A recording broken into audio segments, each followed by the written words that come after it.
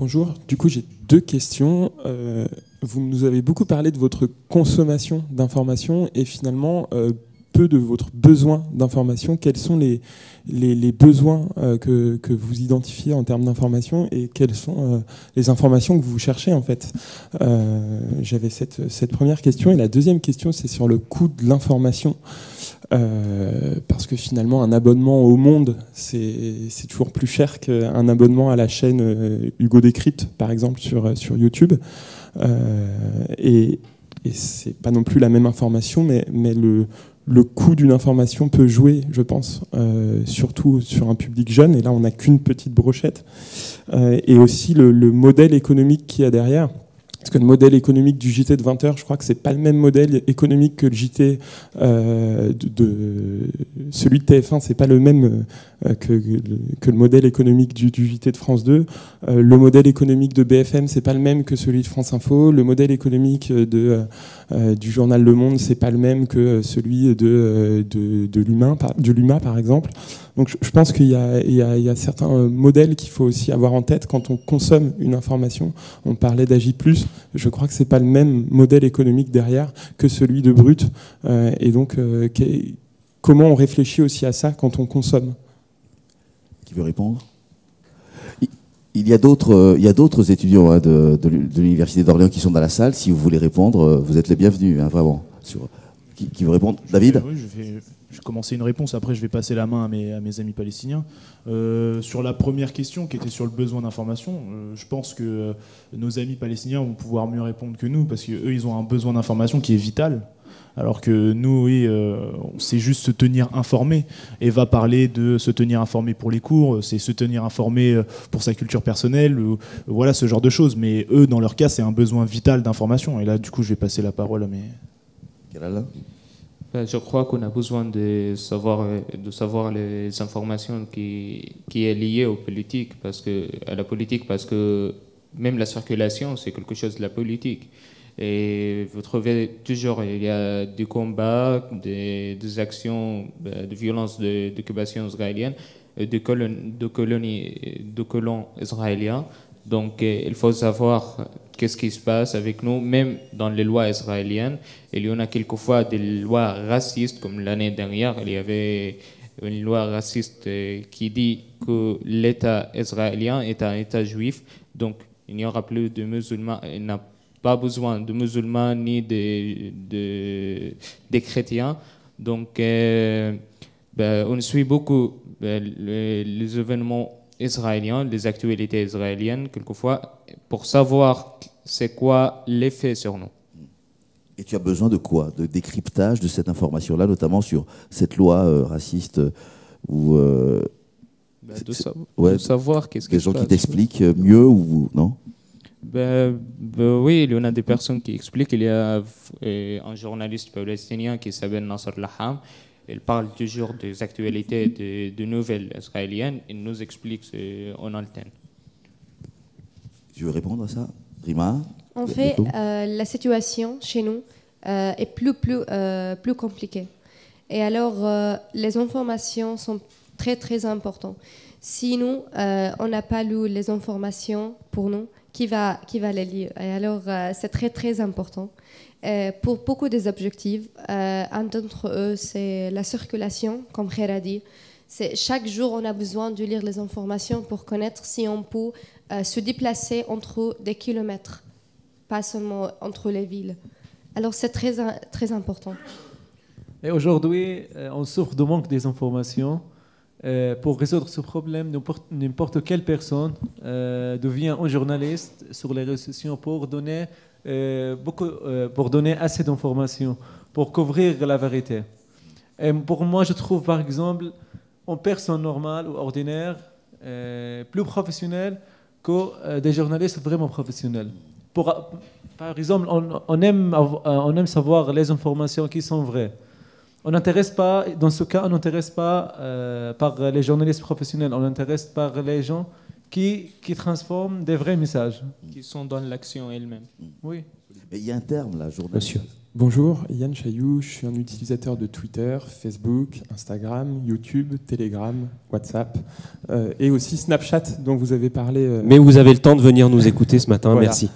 Et aussi de Snapchat, du coup, dont vous avez un peu parlé au départ. Juste sur Snapchat, préciser quand même que des grands médias comme Le Monde ou Combini sont sur Snapchat, font un travail assez intéressant, même si on est peut-être trop dans l'instantanéité.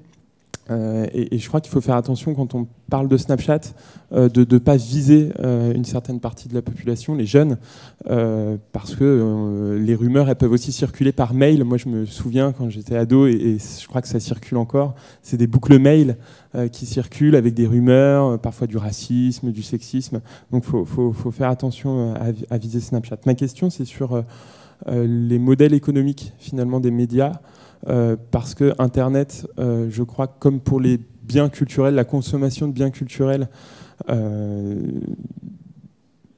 influence un peu les internautes ou en tout cas, les internautes vont essayer d'avoir quelque chose de gratuit, vont essayer d'avoir l'information gratuite. Je constate beaucoup ça. Même moi, je vais souvent vers du gratuit pour m'informer. Et finalement, on est aussi un peu... plus captif en tout cas, aux articles dits putaclic. Et voilà, moi ma question c'est comment un modèle économique peut s'adapter à Internet. Alors, je pense que les deux sociologues, vous n'avez pas forcément d'éléments de réponse sur cette question-là. Si, non, pas. Peut-être Baptiste Cotras, non, pas forcément, sur le modèle économique. Pas spécialement. Pas spécialement. Alors, William Oduro, on rappelle peut-être le nombre d'abonnés compte 380 000. Du monde. Je ne connais pas de mémoire. Donc quasiment 400 000. D'accord, parfait. Voilà. Continuez. C'est une très bonne question. Et surtout, ce n'est pas une question qui est monolithique. Depuis les débuts d'Internet, plusieurs modèles économiques ont été essayés, parfois avec succès. Et surtout, ce qui est important de dire, je pense, c'est que parfois avec un succès temporaire. De manière générale, à partir du moment où vous avez un média qui est gratuit, le financement, il doit bien arriver d'autre part. Très souvent, c'est un financement publicitaire. Or, il y a des modes dans la publicité, comme partout. Il y a eu un moment où les annonceurs se précipitaient sur les sites web. Puis, il y a eu un virage qui s'est opéré ces dernières années, où les annonceurs allaient plutôt sur YouTube. Ce qui a affaibli un grand nombre de médias. Il existe plusieurs modèles économiques. Un autre, c'est tout simplement le premium. Et on observe un grand retour aujourd'hui au premium, c'est-à-dire le modèle de l'abonnement classique, qui a de nombreux avantages, notamment celui de rendre le titre de presse indépendant d'annonceurs. C'est un modèle qui est sûrement le plus sain. Le Guardian en Angleterre, lui, fait appel à des dons, ce qui est quelque chose d'assez moderne, différent, qui n'est pas possible de mettre en place en France puisque la loi ne le permet pas.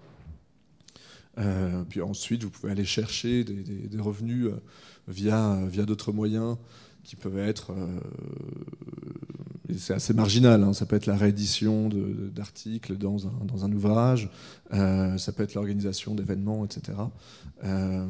Aujourd'hui, en tout cas, pour faire court, on est, pour la plupart des grands médias nationaux classiques, en train de basculer, ou en tout cas de faire un retour du gratuit publicitaire vers du premium, ou en tout cas un modèle mixte qui donne plus de place à l'abonnement. Mais c'est une réponse qui est valable aujourd'hui. Qui sait comment le marché publicitaire évoluera. Voilà, mais ça ne règle pas la question de comment on capte le public jeune, adolescent et jeunes adultes vers les titres de médias traditionnels. Donc, juste pour compléter, aujourd'hui, il y a le New York Times qui réussit à équilibrer ses comptes avec ses abonnements sur Internet, mais ça ne doit pas se compter sur les doigts d'une main, le nombre de titres de presse qui arrivent, enfin de marques de presse, parce que comme on parle d'économie, on va parler de marques de presse qui arrivent à équilibrer leurs comptes grâce à leur publication sur Internet.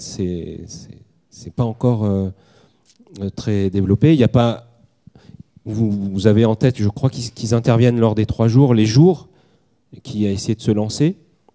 Et les jours, c'est quasiment fini. Enfin, un titre d'information pure player.